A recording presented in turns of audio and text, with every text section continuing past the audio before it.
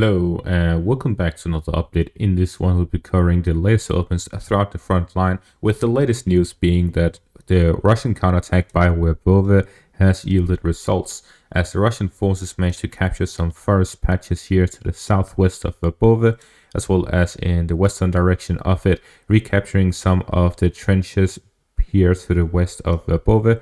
So the trench lines to the east of the main line of defense is now more in Russian control and less in Ukrainian control, as the Ukrainians were pushed back.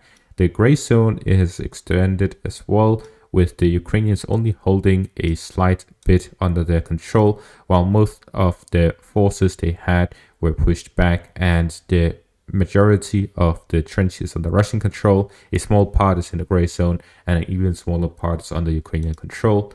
If the Russians continue this counterattack, which the latest reports seem to suggest, then they may be able to fully push the Ukrainians out of the trenches and as such back beyond the main line of defense, because the Ukrainians cannot just sit in the open fields in between the trenches and the main line of defense. So the current situation seems to be very dim for the Ukrainian forces, because if we take a look at the weather forecast, we can see that the next day of Friday, as well as Sunday and Tuesday, will all include rain. So if all of these 3 days rain, and if they rain heavily, there's no clear indication as to how much and so on. We'll have to wait until the day arrives, if there even rains. But if it rains and it rains heavily, then the Ukrainian forces could already be seeing the muddy season begin already here in a week's time. So we see that the weather it's deteriorating, which could significantly slow down the Ukrainian offensive, and at the same time the Russian forces are retaking the initiative.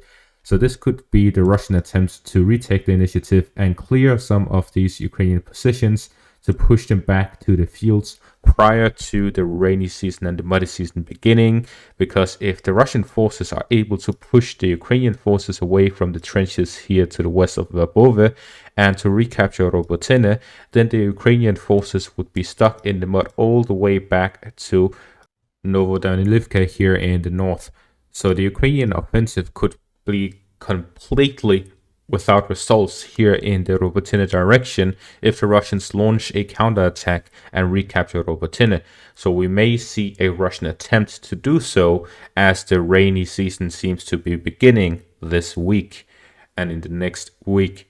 So with this information, we see that there's very high likelihood for the Russians to launch a counterattack, and at the same time a very high likelihood that the Ukrainians will try to make a final push here before the rainy season begins. If we take a look at my recap map, we can see that the territorial changes from the very start of the offensive until now looks like this here in the direction of Robotyne, where we saw in June that the Ukrainian forces managed to capture a few fields to the south of Novodanilivka. In July, they advanced just a small bit further. In August is when we actually saw them fighting by Robotyne and capturing most of the village, with the outskirts being under Russian control.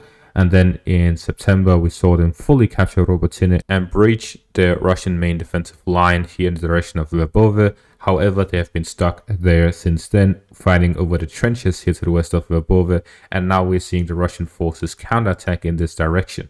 So the parts where the Ukrainian forces have actually managed to advance are not very secure, due to the fact that the Russians have heavy fortifications right next to it and a reserve force large enough to launch a counterattack.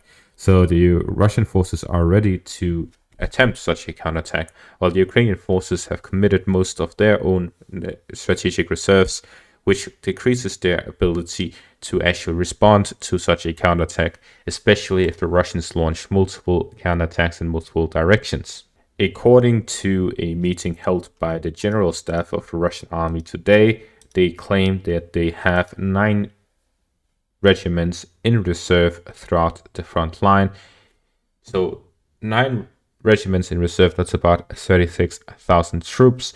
With 36,000 troops, if they split it up into 2 groups, then they are able to actually launch 2 counterattacks that are enough to essentially cancel out the Ukrainian offensive. If they launch one here in the direction of Oryhiv, Robotyne, and one in the direction of the Remevsky Lech area, then they could negate all of the Ukrainian gains through these 4 months.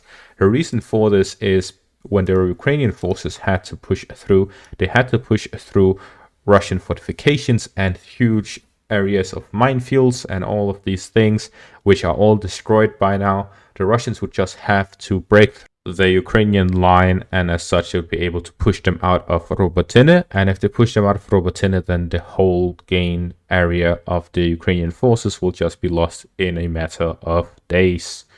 So this is a serious situation for the Ukrainian forces. And according to resident UA Telegram channel, they claim that Zelensky has been advocating and pushing for the Ukrainian forces to fortify their positions here in Robotyne so that they do not lose their gains that they've gained through these 4 months. So the Russian forces are able to threaten the 4 months long gains of the Ukrainian forces with a counterattack that could take a few days. But again, we'll have to see what actually happens, because we have seen that over the past half a year or year, the Russian forces have not launched any successful offensives. They have just launched small-scale attacks, and the Wagner groups have taken Bakhmut, but the Russian forces have not launched a successful offensive. So we have to see if they're able to do so here. Has the situation changed? Has new training, new recruitments, and all of these things, have they given the Russians a big enough advantage to actually launch an offensive that can succeed?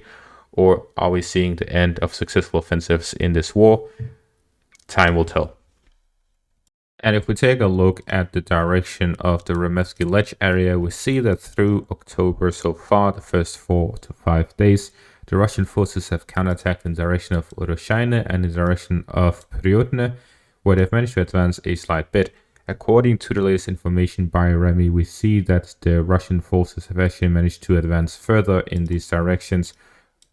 However, there's been no confirmation by Syriac maps so far, so I'm waiting until that to clear out the exact map changes. But according to Remy, who also reported the other counterattacks before Syriac confirmed them, the Russian forces are continuing counterattacks in this direction and are advancing further day by day. So we're seeing some fighting on the Russian side, taking the initiative in the Remevsky Ledge area after the Ukrainians ended their own offensive, and it has stopped in this direction as there's been no territorial changes in favor of the Ukrainians for over 3 weeks. And at the same time, we're seeing fighting continuing in the direction of Donetsk and Bakhmut, as well as the northern fronts in the direction of Kupiansk. So there's heavy fighting going on throughout the front line, and the Russian forces are heavily taking the initiative across the front, with them attacking in 4 different directions, and all of these directions they're attacking with a small scale, but they're actually regaining positions in these directions. We also see this update where 840 Russian FAB 500 to 1500 strikes have taken place throughout the month of September, all throughout the front line, mainly focused around the southern front and in the Luhansk Crimea area.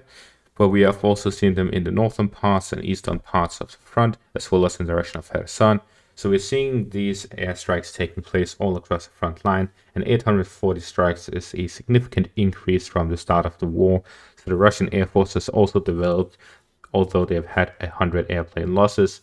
So despite the Western media complaining and saying, well, the Russians are running out of planes as well, this clearly speaks against that, with the fact that 840 airstrikes have taken place in 1 month.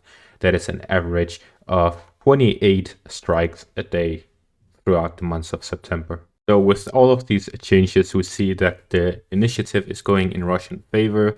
The Ukrainian offensive is looking to be in a position where essentially the Russians can retake most of the Ukrainian gains in just a matter of days. So the Ukrainian position is very vulnerable.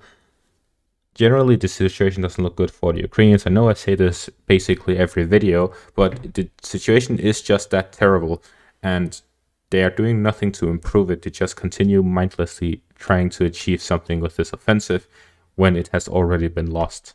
And that is going to be all for this update. Thank you all for watching, and have a great day.